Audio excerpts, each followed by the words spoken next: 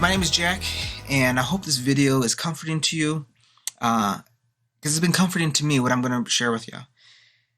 We live in uncertain times, trying times.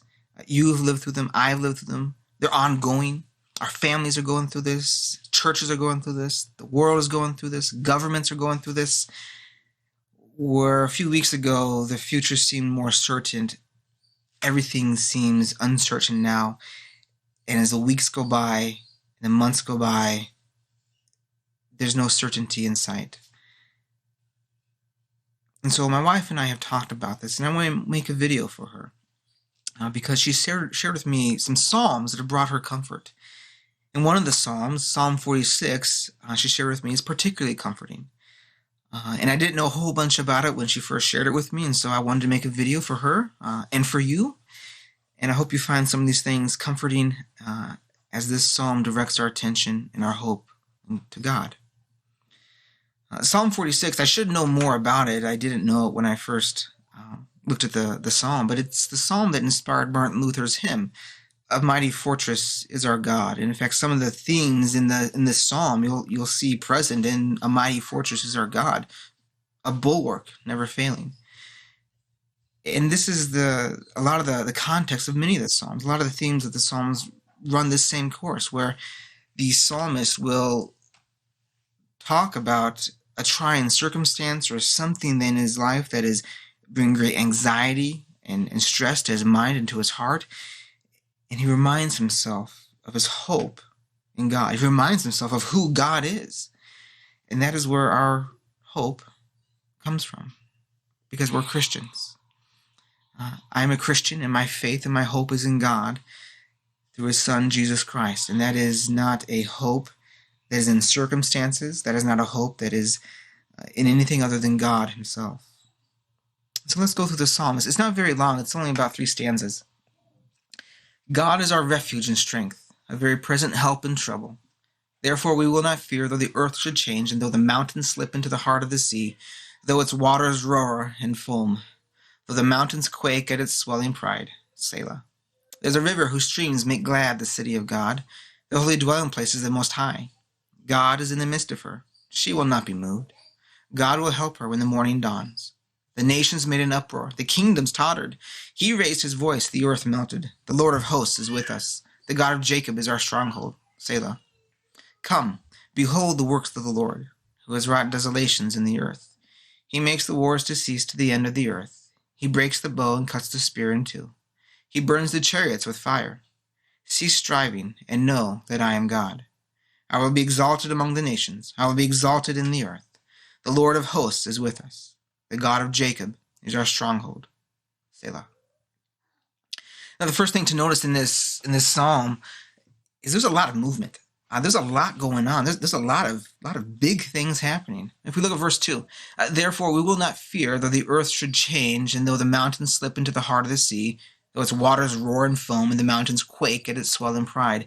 The psalmist is really painting a great picture for us, a picture of mountains jumping into the sea and some pretty violent and aggressive waters. I don't like water. That makes me a little bit nervous. I prefer the mountains.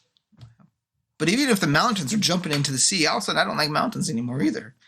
These are some trying things. And it's not some stuff that's happening a long time ago that we can't relate to. These things happen now.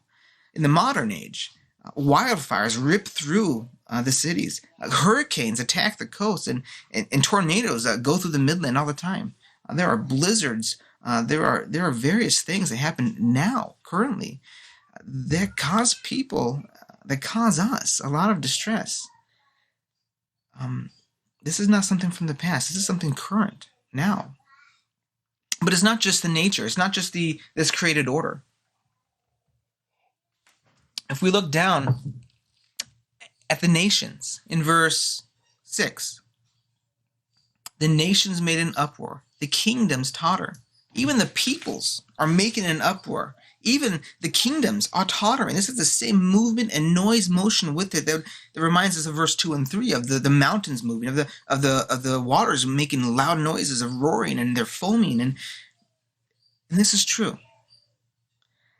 Nothing stays the same. The earth changes. Bad things do come. Storms do wreak havoc. There are volcanoes. There are other things on this earth that cause uncertainty and instability. And this is true of the nations too. Empires come and empires go. Countries form and countries dissolve. Peoples war, peoples fight, and one side wins, one side doesn't, and people groups are replaced by people groups. And this is an uncertain world. And even in a bit of peace, like we have in America, this is not a sure thing either. There is nothing certain. If history has taught us anything, we live in an uncertain world where we don't know what tomorrow could bring. But in this psalm, there is one great immovable person.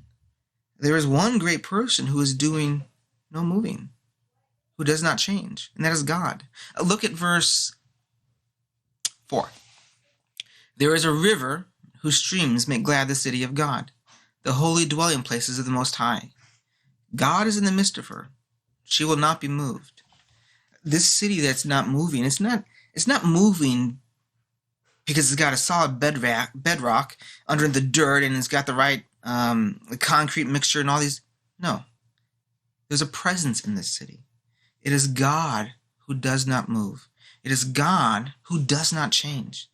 The more technical term for it is he's immutable. God doesn't change. In this psalm where everything is moving, in our lives now, where everything is moving and uncertain, there is God who has not moved, who does not change. The earth can do many different things, but the earth and nature does not move God. The nations can do many things, good or bad, and ultimately they don't move God. They don't change God. He is the creator of all this, and the creation does not change the creator. The second thing I'd point out is that there is something in this psalm, someone in this psalm who's doing the moving, and it is God. Look at verse 8. Come, behold the works of the Lord, who has wrought desolations in the earth. He makes wars to cease to the end of the earth. He breaks the bow and cuts the spear in two. He burns the chariots with fire.